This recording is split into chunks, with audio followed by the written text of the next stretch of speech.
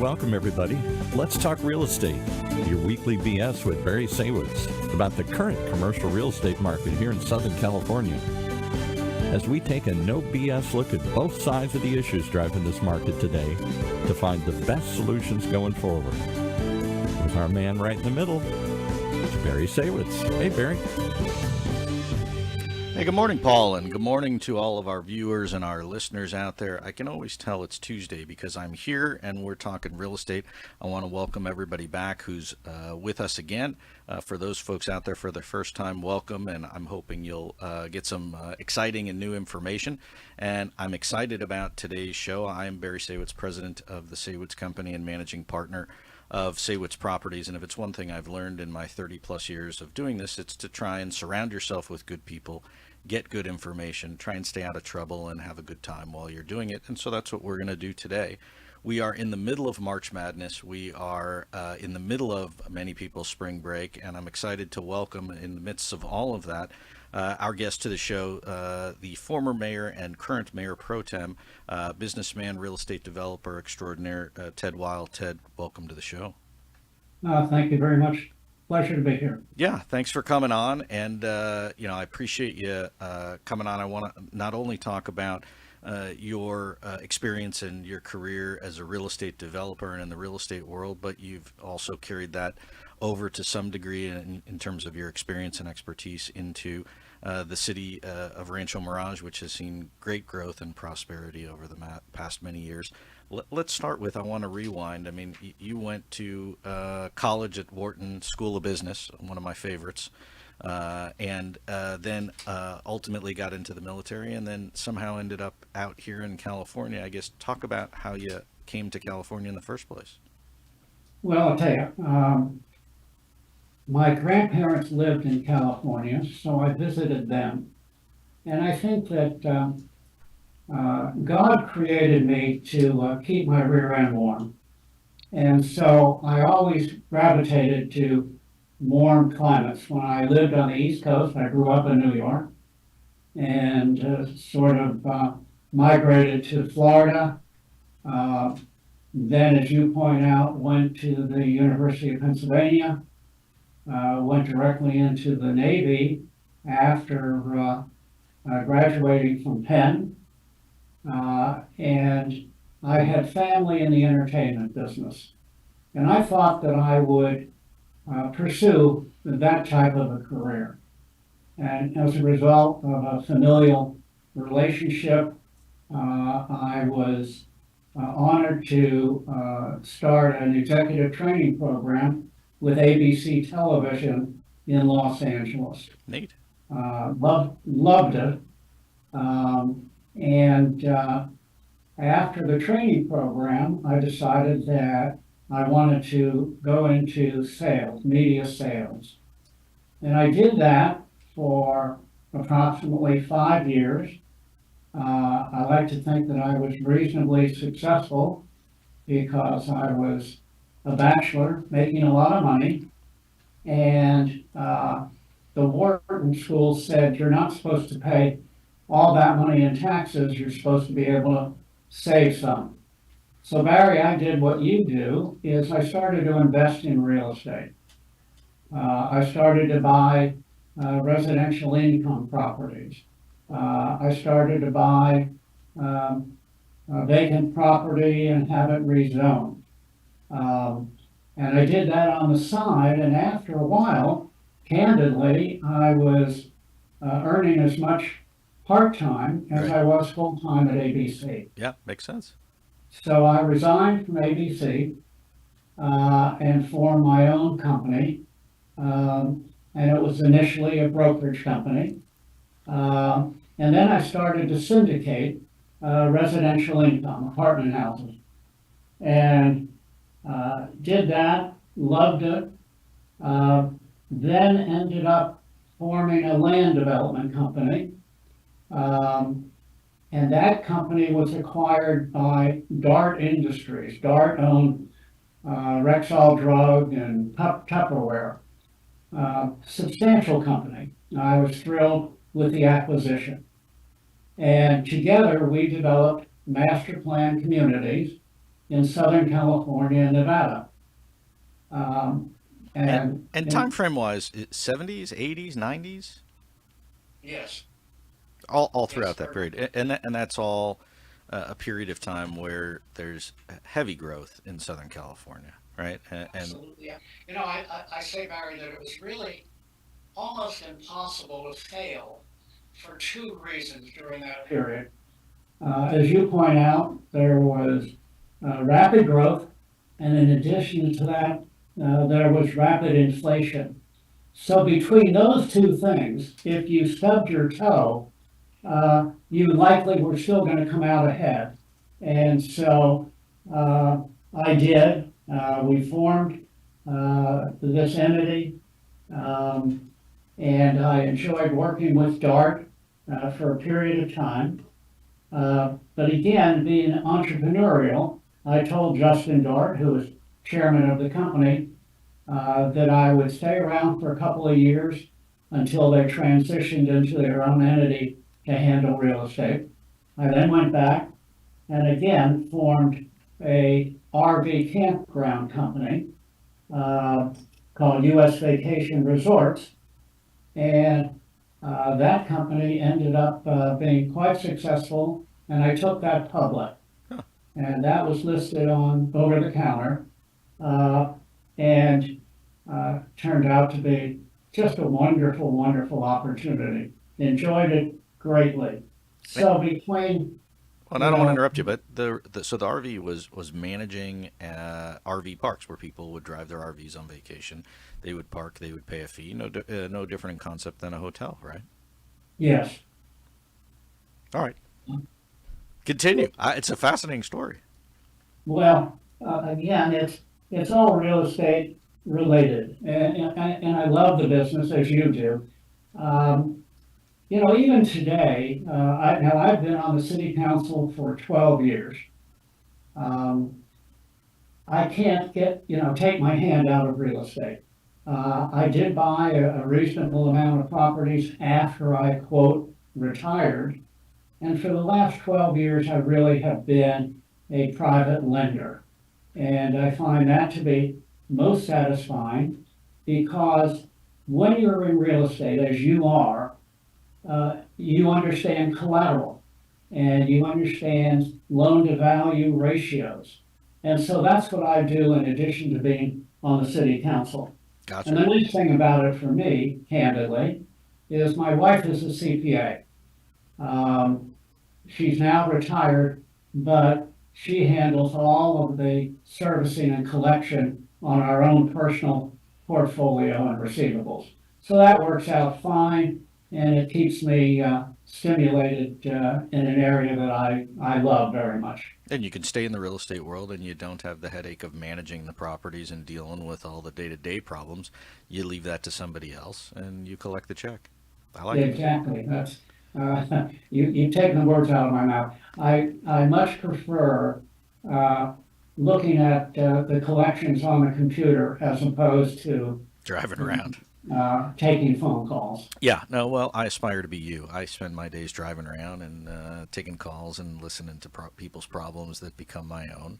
And one can only hope. And so it's a good story, and you have a long history with a variety of different scenarios, all in the real estate world.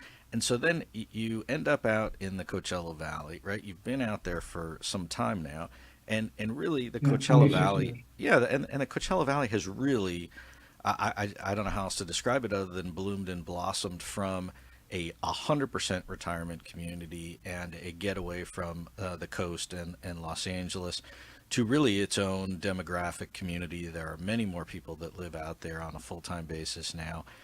There's even traffic at some times of the day, and it's really a much more mature market than it was before. And with that comes more development, more growth, and more opportunity. And so I'm just curious at your perception of the growth out there, especially with COVID. I think a lot of people went from Orange County, Los Angeles, Las Vegas, and other places and said, hey, if I've got to work from home, I might as well be on a golf course or be where it's warm. Well, that was me. I mean, you're talking about me. I mean, I retired. came to California, specifically Rancho Mirage, specifically Mission Hills, which you're familiar with. Played golf 3 days a week and, practiced the other days. And then one day, an individual that I played golf with, a retired, brilliant attorney by the name of Dana Hobart, said to me, I'm going to run for city council. And I said, why are you doing that? That's insane. We're having far too much fun playing golf. And he said, well, I think I can make a contribution. So Dana ends up running and winning, getting on the city council. About 2 years later, he says to me, I need you on the planning commission. You have a development background, you have a finance background. Let me appoint you to the planning commission. So he wrote me in. I end up becoming chairman of the planning commission. And as fate would have it, after a couple of more years, several people sadly on the city council passed away. So again, Dana seduced me into throwing my hat in the ring, and I was selected to and nominated to join the city council, and I subsequently have been reelected 3 times since then, as well as becoming mayor. So that's how I ended up getting involved with the city. The city is, as you point out, is doing exceedingly well. And that's what stimulates me also to stay with the city council. We are a city of 20,000 people. We have a budget of $34 million. Our income or revenues are about equal to that, of which 60% is generated from hotel tax and the other 40% approximately from sales tax. And in addition to that, we have a $70 million reserve, no debt, and no unfunded pension liability. So better than most, for sure. I know it sounds political and it's bragging, and you can accuse me of both, and I accept the accusation, but it's something to brag about. Yeah, no question. And the city itself, I mean, look, the perception of the city of Rancho Mirage is that it's one of the nicer, better places to be in the entire valley and out in the desert. And then secondly, when you drive through it, which I do all the time and did last weekend, the streets are clean, the landscaping looks great, and then there is continued development and evolvement of some of the empty and open spaces that you have in the city, and people want to live there as a result of it. Absolutely. And by the way, when you talk about driving through, on our streets, we mix a rubberized compound with the concrete.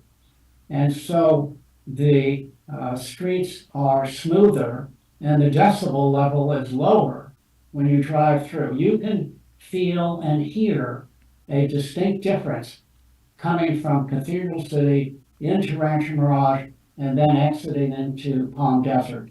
So that's something that our residents and constituents have come to expect. We try to be, first in show on everything we do. That's an interesting fun fact. And the city of Rancho Mirage, I mean, certainly famous for Mission Hills Country Club, what once was the Dinosaur women's golf tournament. But now is much more than that. You have the women's tournament, and then this weekend you have the senior tournament at Mission Hills.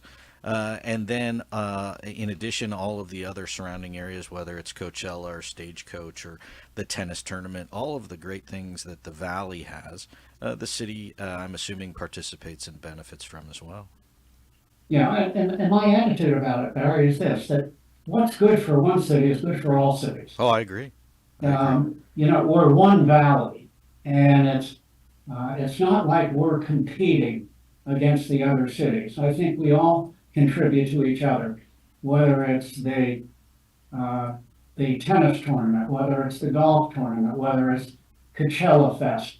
All of that brings tourism, which is the major ingredient for this area. It brings tourism to the valley, and we all benefit as a result of it. I couldn't agree more. And then, I look as an apartment owner of many properties out there throughout the Coachella Valley. With tourism comes work, comes opportunity for those who live year round. And provides more than, hey, I've got a good income for 6 months out of the year, and the other 6 months it's a ghost town. I don't find that to be the case anymore. I mean, certainly it's hot in the summer, and there's less people. But the fact of the matter, it's not a ghost town. It is a full-time place for many people to live and thrive, and I've seen it firsthand. And that's true. It is becoming more and more a primary area. Um, there is so much going on here that, for example, in Rancho Mirage, the single largest employer is Eisenhower Health, 5,500 employees. Again, the demographics of our city are an older population. These individuals, again, don't want to leave their doctors, a medical facility, part of the year. Yeah. And so they stay here. And COVID has changed the dynamics without a doubt. A lot of people came here, during the pandemic. They learned that they can operate remotely, and as a result of that, have made the valley, and specifically Rancho Mirage, a full-time residence. And I think the byproduct of that relative to real estate prices, values of homes, while everything has gone up over time and certainly with inflation over the past couple of years, the fact of the matter is that the desert is perceived to be a much more affordable place and a much better value for the dollar for folks who live in Los Angeles or who live in Orange County. And as a result of that, they're happy to pay whatever the prices are, which then I think causes a rise up in the values. We've seen that over the past number of years. And even though the interest rates today are certainly much higher than they were before, there's still a pretty low inventory in the desert and stuff is selling. Well, that's true. But I must tell you that prices are going higher and higher all the time, which is, not unusual. Of course, you see it, how it's skyrocketed in Orange County. But the same is true here. For example, we talk about Cotina, which is the new Disney development, which I believe is going to be transformative, not only for Rancho Mirage, but for the entire Coachella Valley. We're dealing with a 618 acre property with 1,900 homes, 400 hotel rooms, a hospitality and restaurant retail area, a 24-acre swimmable lagoon with a private and public beach. And the first homes, I must tell you, Barry, that have been released are in the 2 million plus range. Yeah, and these are not 5,000-foot homes like you would see out at PGA West or They'll something. vary. They'll vary anywhere from 1,800 to 3,500, depending upon the builder. And the attractiveness of it, really, it's destination, right? It is a destination experience like no one's ever seen really out there. That's exactly right. So much of it is going to be self-contained. I mean, that's the idea. With this particular project, it's going to attract people that want to make that their lifestyle.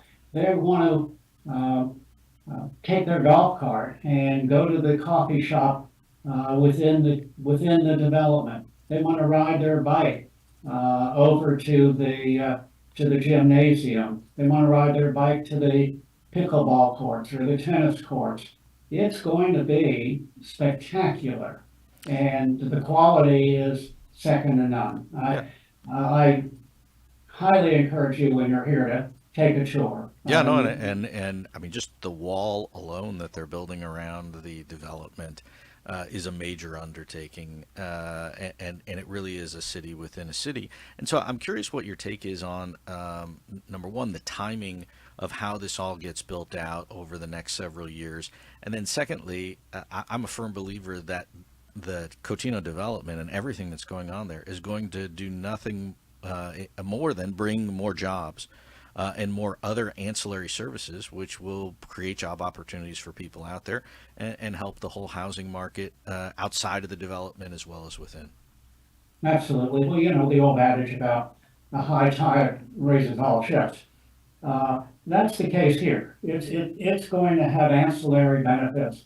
And as you point out, it will attract industry, it will attract growth.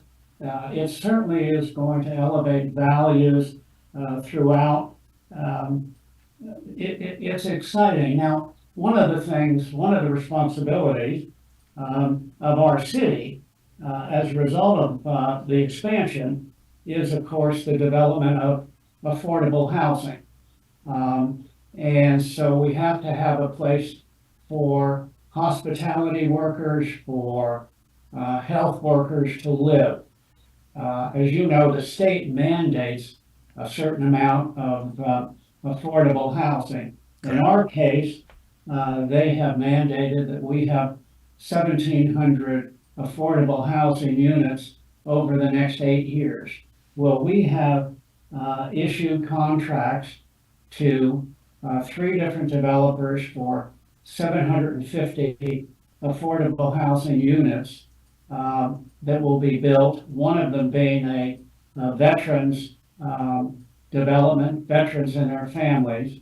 And the other area that I am particularly interested in is of course, workplace development, where there is not any income restriction, but there's, like the things that you buy, workplace units to rent for workers.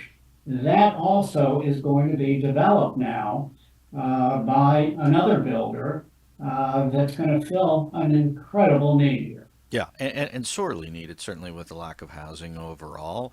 And this new, I mean, I got to figure these new products will be sold out, if you will, and have a wait list right from the gate, because many of the other affordable housing and fixed income housing projects that are throughout the Coachella Valley already have a 3 to 5 year waiting list. Oh, we have 4 buildings, apartment complexes that we, the city, own. Wonderful facility. I mean, complete with all of the amenities that any of us would want, whether it be swimming pools, recreation rooms, et cetera, et cetera, et cetera. Barry, to get into any of those buildings that we own is a 4 to 5 year wait. Yeah, I know. It's crazy. And the only way that really somebody moves, because it is, for lack of a better word, the golden ticket, right? I mean, once you're in, there's no reason to leave. And so it really, only if there's a death or a significant change of circumstance. And that just doesn't happen that often, which is why there's such a long not at list. all. Right. I mean, So, no, you're paying $500, $500 for a 2-bedroom unit with all of the amenities. And in addition to that, should you have a certain amount of medical bills, we give credit for that as well. I mean, it's something that anyone, and I'm just so proud that we're able to do it. Rancho Mirage is unique. We have this reserve that I talked about, which is roughly $70 million. I get, from time to time, people that say, why do you need all that money? Why does the city have to have that much? During the pandemic, we used $8 million to keep the restaurants and those most vulnerable in our city fed. We supported restaurants that did 2 things: keep their staff. However, we required them to either deliver food and or provide for pickup. those restaurants wouldn't be in business today if we didn't do that. And so, as I say, we used $8 to $10 million to do that during the pandemic. I'm so pleased that we're in a position to be able to afford to do that. Yeah, and certainly as we've come out of it, and now that we're back onto different things, the city is much healthier, and so are the businesses, and just a smart move overall. In addition to saving people's jobs and just providing those amenities in the community and not allowing them to go away, because a lot of restaurants did close and just never came back. Oh, absolutely. As a matter of fact, one restaurant owner said to me, he said, Ted, as a result of what you provided us during the pandemic, I have subsequently sold the restaurant. I never would have been able to sell it Right. because I wouldn't have been in business any longer. So again, thank you to the city for doing that. Yeah, well, and so thank you for being part of that.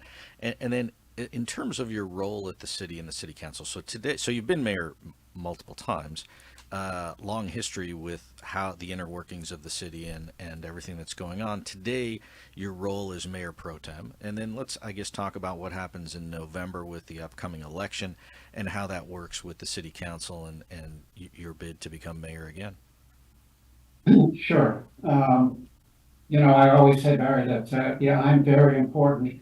I'm important until I walk into the house and I say, yes, dear, of course, honey, yes, dear. Yeah. Uh, I Take tell, the pe- garbage out. I tell people I'm a legend in my own mind, and Oh, of course, right. take the garbage out and read my mind. That's exactly what I have in mind. In November, assuming that I'm reelected, and I like to think I will be, then the mayor is one of five people. And basically, it's more ceremonial than anything else. We all have one vote as far as our duties are concerned. But the mayor has to attend an awful lot of meetings. People want to hear from the mayor. They want to talk to the mayor. One of the things that I have done during my 12 years on the council is I start my day, well, I started early in the gym, but after the gym, when I, clean up and powder my nose, I end up at Starbucks every morning. Now, why do I do that? I do it, one, because I enjoy a cup of coffee. Number two, it gives me accessibility and it gives our residents accessibility to me to ask any questions that they might have. Sort of And an so they sort of an early know- morning office hour, if you will. Oh, absolutely. And I enjoy it. And that's the reason that I stay on the council, because I enjoy people.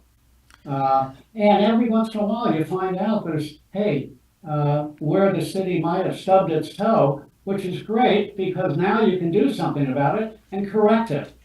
So that's my daily routine. And when I become mayor, nothing will change other than the fact that I'll be going to that many more events, that many more occasions, that many more ribbon cuttings, and that's just fine with me. Yeah, and so the way it works with the city of Rancho Mirage, each city's a little bit different. Some elect from within, some have public elections. You were telling me before, City of Rancho Mirage has a public election for the office of mayor, and that post changes on an annual basis. And so there's actually a physical election where people have to vote, correct? Yeah, there'll be a physical election for the city council. The mayor, as I say, is a rotating position. Gotcha.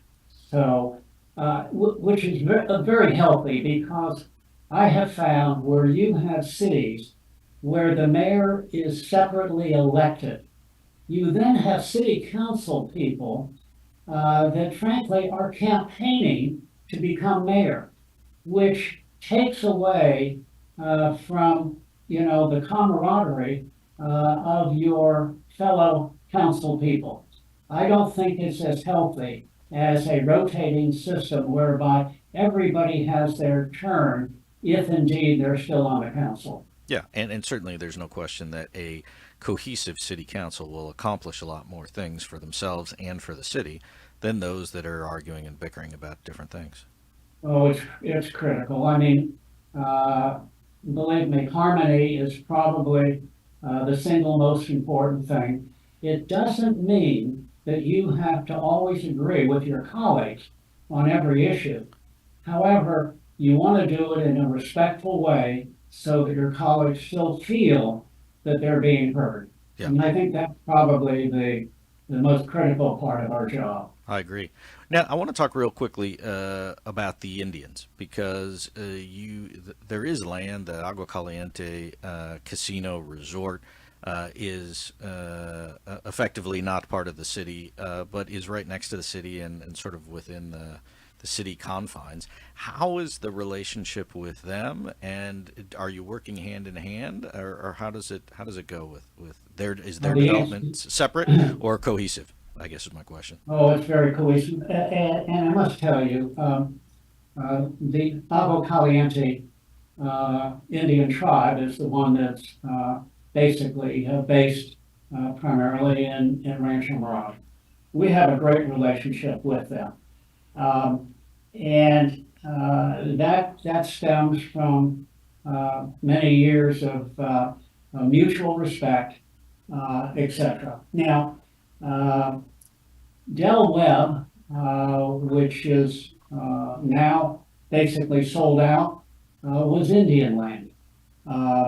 It was annexed to the city of Rancho Mirage because the Indians wanted to sell that property, which they did to Pulte Homes, and therefore people at Del Webb that bought property received it in fee as opposed to leased land. Right. Now, there is I think what you're referencing is there, for example, there's 257 acres around the Agua Caliente Hotel and Resort that is in the process of being annexed to the city of Rancho Mirage.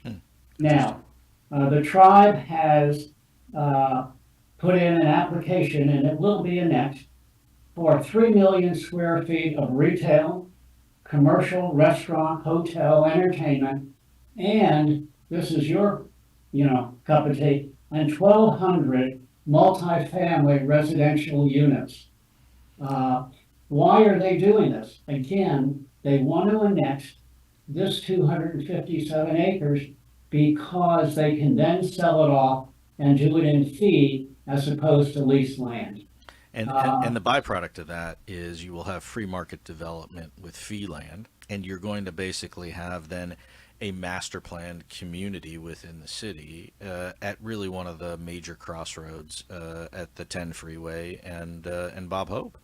Absolutely. I mean, again, we work closely with them. They work closely with our development department. A lot of mutual respect. When they come to us and they talk about annexing to the city of Rancho Mirage, we work hand in hand with them. So it's really an excellent relationship. That sounds like it. And so let's look fast forward. I mean, where do you see the city of Rancho Mirage in the next 10 or 15 years? There's all kinds of these unique and really great development opportunities. I mean, I look at it and say it's going to become even more desirable place to live and work as time goes on. Well, that's true, but keep in mind, at this time, we're approximately 85% built out. With Cotina and the other properties and the vacant land, we might have a population that approaches 30,000, 32,000 from the existing 20,000. We will still be the second smallest city in the valley. Indian Wells being the smallest because they have the smallest blueprint. Right. They have 5,000, we have 20,000, and then you jump up from there.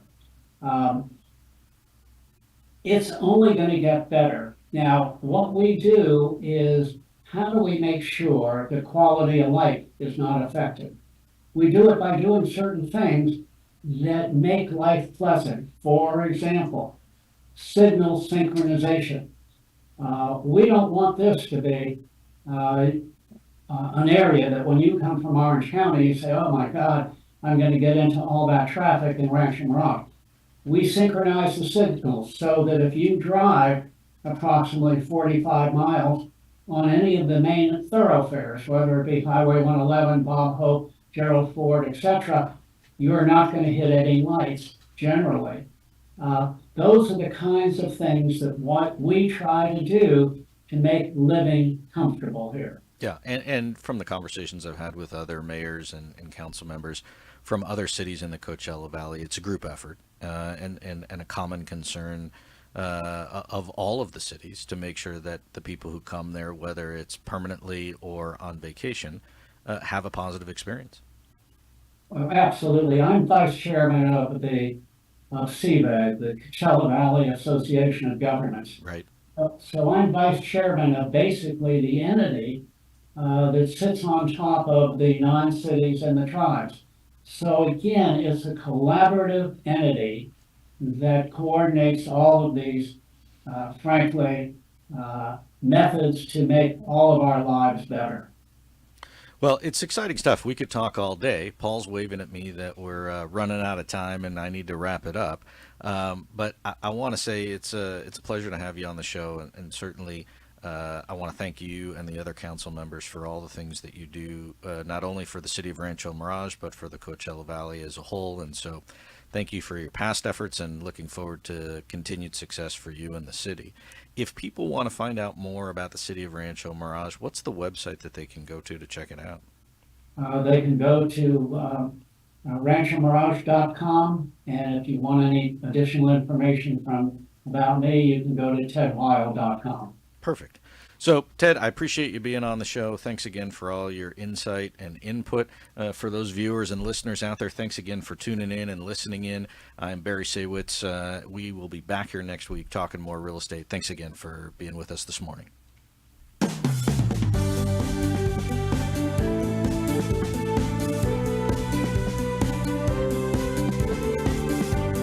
Well, there you have it. You've been listening to Let's Talk Real Estate, your weekly BS with Barry Saywitz about the current state of the real commercial real estate market right here in Southern California.